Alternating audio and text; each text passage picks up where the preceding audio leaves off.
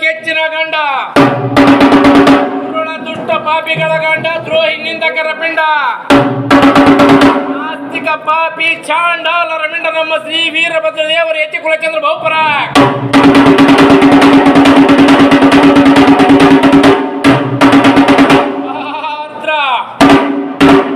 ವೀರ ಶರಣ ಕುವಲಯ ಚಂದ್ರ ಜಯ ಬಸವರಾಜೇಂದ್ರ, ಶರಣ ಗುಣಗಣ ನಾಶ ಜಯ ಬಸವ ಜಗದೀಶ, ಶರಣ ಗತೋದ್ಧಾರ ಜಯ ಬಸವ ಗಂಭೀರ ವಾರ ನಿಧಿ ಗತ ವಿಕಾರ, ಪರಮ ಮಹದೈಶ್ವರ್ಯ ಜಯ ಬಸವ ಗುರುವರ್ಯ, ವೈದ್ಯ ಲೀಲಾಂಕ ಜಯ ಬಸವ ನಿಶಂಕ, ಹೊರೆಯನ್ನಂ ಬಸವ ಭಕ್ತರ ಹೃದಯದೊಳಗೆ ಸವ ಜ್ಯೋತಿ ಸತ್ಯಭೂತಿ ಅನಂತಿ ನಾಮಾವಳಿಗಳಿಂದ ಬಿರುದಾಂಕಿತನಾಗಿ ಶಿಕಾಪುರದಲ್ಲೇ ಶಿಖರವನ್ನೇ ಸೃಷ್ಟಿಸಿ ಬೇಡಿದ ಭಕ್ತರ ಇಷ್ಟಾರ್ಥವನ್ನು ಪೂರೈಸಿ ಆಗ ಬಹುಳ ಮೂಲ ನಕ್ಷತ್ರದ ಸಮಯಕ್ಕೆ ಸರಿಯಾಗಿ ಗಿಣ್ಣದ ಹಾಲಿನ ಪ್ರಸಾದವನ್ನು ಪಡೆದು ಸರ್ವ ಸದ್ಭಕ್ತರಿಗೂ ದರ್ಶನವನ್ನು ಕೊಡುತ್ತಾ ಆಶೀರ್ವಾದವನ್ನು ನೀಡುತ್ತಾ ರಥವೇರುತ್ತಿರುವ ಕೊಟ್ಟೂರು ಗುರುಬಸವೇಶ್ವರರ ನಂತರದ ಸಮಯದಲ್ಲಿ ರಥವನ್ನೇ ಹೋಲುವ ಕಚ್ಚಿನ ಮಠದ ಈ ದಿವ್ಯ ಸಾನ್ನಿಧ್ಯದ ಸನ್ನಿಧಿಯಲ್ಲಿ ಶಿವೈಕ್ಯನಾಗಿರುವ ಕೊಟ್ಟೂರು ಗುರುಬಸವರಾಜೇಂದ್ರ ಸ್ವಾಮಿ ಯತಿ ಕುಲಚಂದ್ರ ಬಹುಪರ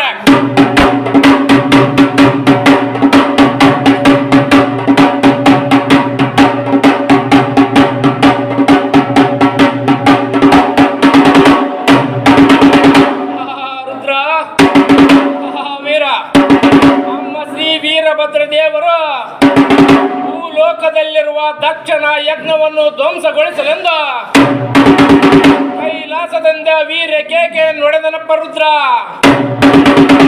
ಈ ವೀರಭದ್ರನ ಆರ್ಭಟಕ್ಕೆ ಗಿರಿ ಪರ್ವತಗಳೇ ನಡುಗಿದವು, ನಕ್ಷತ್ರಗಳೇ ಉದುರಿದವು, ಸೂರ್ಯ ಚಂದ್ರರು ದಿಕ್ಕು ಪಾಲಾಗಿ ಹೊಡೆದರು, ಭೂಲೋಕವೇ ಕತ್ತಲೆ ಆವರಿಸಿತು.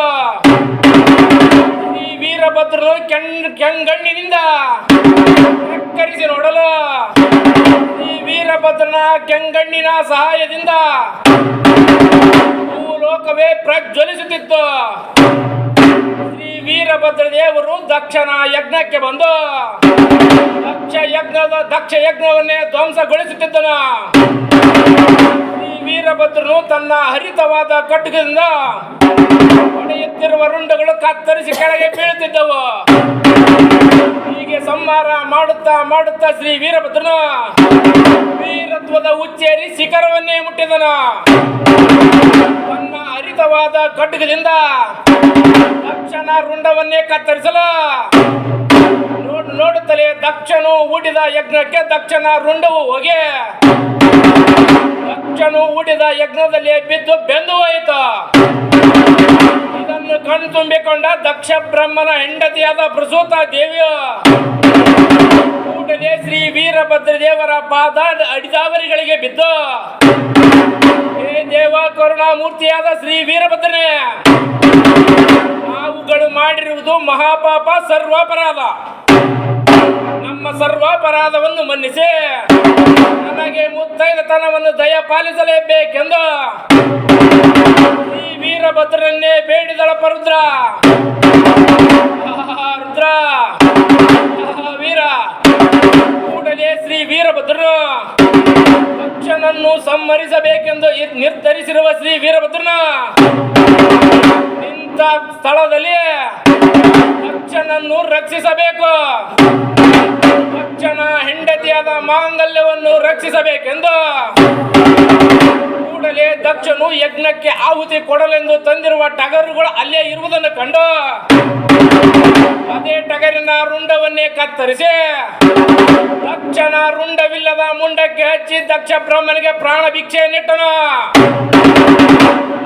ರುದ್ರ ವೀರ ಪ್ರಾಣದಾನದಿಂದ ಎಚ್ಚರನಾದ ದಕ್ಷನು ಅಹಂಕಾರದಿಂದ ಮುಕ್ತನಾಗಿದ್ದನು. ಈ ವೀರಭದ್ರನನ್ನೇ ಕಂಡು ಶರಣು ಎಂದು ಹೀಗೆಂದು ಶ್ರೀ ವೀರಭದ್ರಿಗೆ ಶಿರಸ್ತ್ರಾಂಗ ನಮಸ್ಕಾರವನ್ನು ಅರ್ಪಿಸಿದನು.